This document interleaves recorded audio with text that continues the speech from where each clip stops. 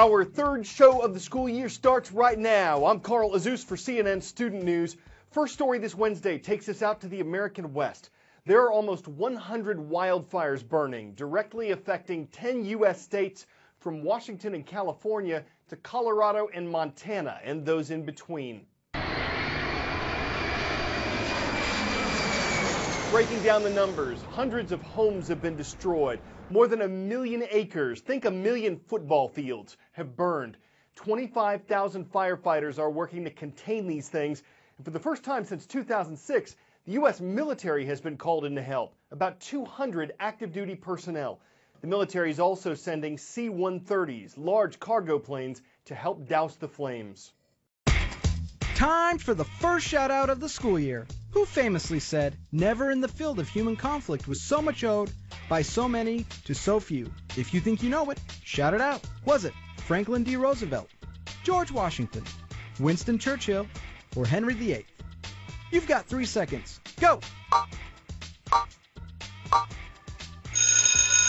These were the words of British Prime Minister Winston Churchill speaking to British pilots during the Battle of Britain. That's your answer, and that's your shout out. That battle lasted from July to October 1940. It was a series of relentless air raids on Britain by Nazi Germany's Air Force, the Luftwaffe. Yesterday was the 75th anniversary of the battle's hardest day, when British and German forces combined lost more than 130 planes. British pilots were ultimately successful in defending their country from the Nazis. Still, Germany dropped so many bombs during the battle that even today they're turning up in Britain. London's darkest hour during World War II. Thousands upon thousands of German bombs raining down on the city. The air war at its long-dreaded peak. 8 months in history simply known as the Blitz. Each dot here represents a strike in London. Pull back and you can see its enormity. But some never exploded, and generations later they are still being unearthed. The latest, a 500-pound bomb found by builders in East London. Authorities quickly evacuated more than 100 residents, some to a nearby school. Residents may be fairly nonchalant about having an unexploded bomb in their neighborhood just a few blocks away, but you have to remember in the 1940s, this death from above instilled absolute terror inside the people of London. Roughly 30,000 Londoners would lose their lives among the rubble. Bomb disposal experts, veterans of the wars in Iraq and Afghanistan, successfully defused and removed the explosive. It's unknown how many bombs from World War II remain entombed under London.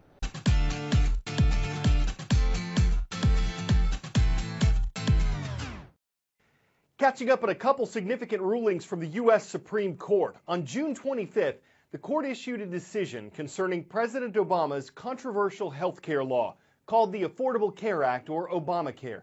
The case focused on the money that the federal government gives to lower-income Americans to help them buy health insurance. The court voted 6-3 to essentially keep certain subsidies and the law in place. On June 27th, a closer 5-4 ruling that same-sex couples could marry nationwide. Before the decision, 13 states had bans on gay marriage. Writing for the majority, Justice Anthony Kennedy said same-sex couples ask for equal dignity in the eyes of the law. The Constitution grants them that right. And President Obama, who supported the decision, said love is love. In dissent, Chief Justice John Roberts wrote the decision had nothing to do with the Constitution. And Justice Antonin Scalia said the decision threatened American democracy. The issue of same-sex marriage in all 50 states is settled. Regardless of what the governors, what the judges, what anyone wants in that state, they will have to start allowing same-sex marriages to take place.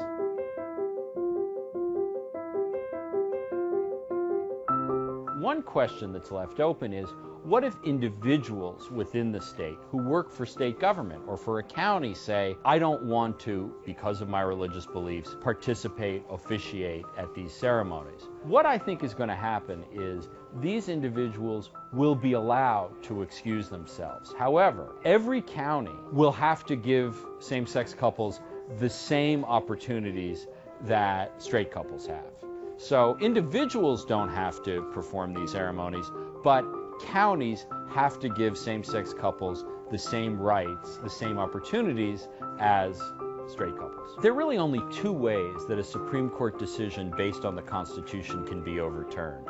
The first is that new justices can be appointed, and those justices can issue a new opinion which overturns the old one. The other way a decision can be overturned is if the state legislatures, Congress, amend the Constitution.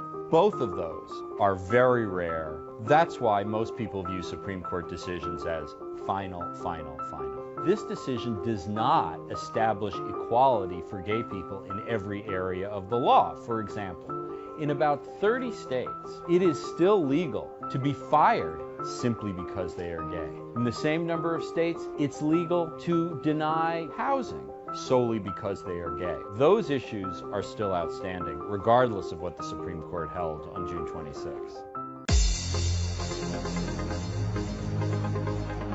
Catching up now with three of the schools that requested a roll call mention at CNNStudentNews.com. First up, South Korea's got Seoul.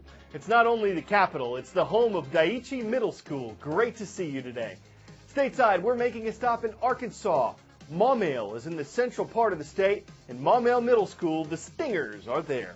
And just one state east is Tennessee. We've got the Eagles today from Easel Harding Christian School. It's in Antioch, a little southeast of Nashville. 96 people are set to graduate this Friday from the U.S. Army's Ranger School. This is not easy to do. The class started with 400 people. What's historic about this particular graduating class is that it includes 2 women. It's the first year the program was open to women. But unlike male graduates, the female ones cannot apply to the Army's 75th Ranger Regiment. At this point, it's for men only and requires additional training, though the Pentagon is considering changes to women's roles in the U.S. military.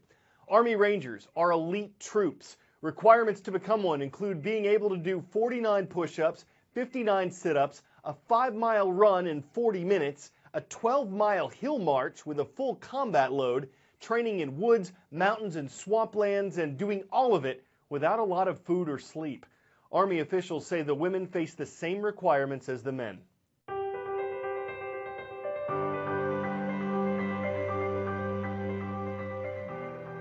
It's not easy to get into Hollywood's film industry. An editor who spent 40 years working in it says you have to have access to a network of people, a network that knows who you are.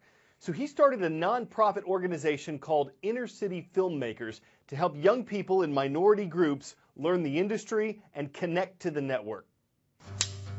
In the film industry, there are very few people of color. I think people feel shut out. As an editor for over 40 years, I cut back and forth.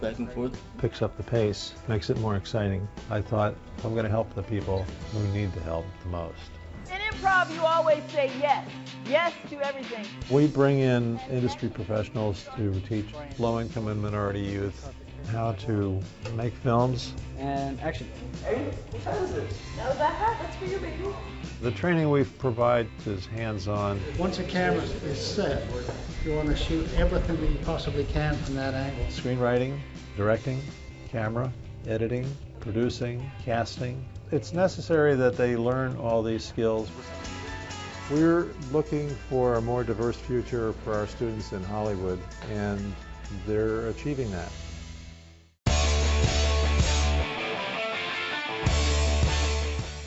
Now, if I were to tell you our last story today was about a butter cow, you might think a cow with really rich milk. No, I mean a real butter cow, or real butter, not a real cow. Don't have a cow. This has been a tradition at the Iowa State Fair since 1911. It's not all butter. It starts with a wood and metal mesh frame, and then hundreds of pounds of dairy are added until a moving sculpture about 8 feet long stands in a giant cooler. Some might cower at the thought of having to butter up a 600-pound bovine bread spread. After all, there's probably not much margarine for error or ruminant for improvement. But as long as we're chewing the cud, we may as well put some butter on it, topping off another flavorful edition of CNN Student News. And if you don't like those puns, we'll just have to churn out some butter ones later on. I'm Carl Jesus.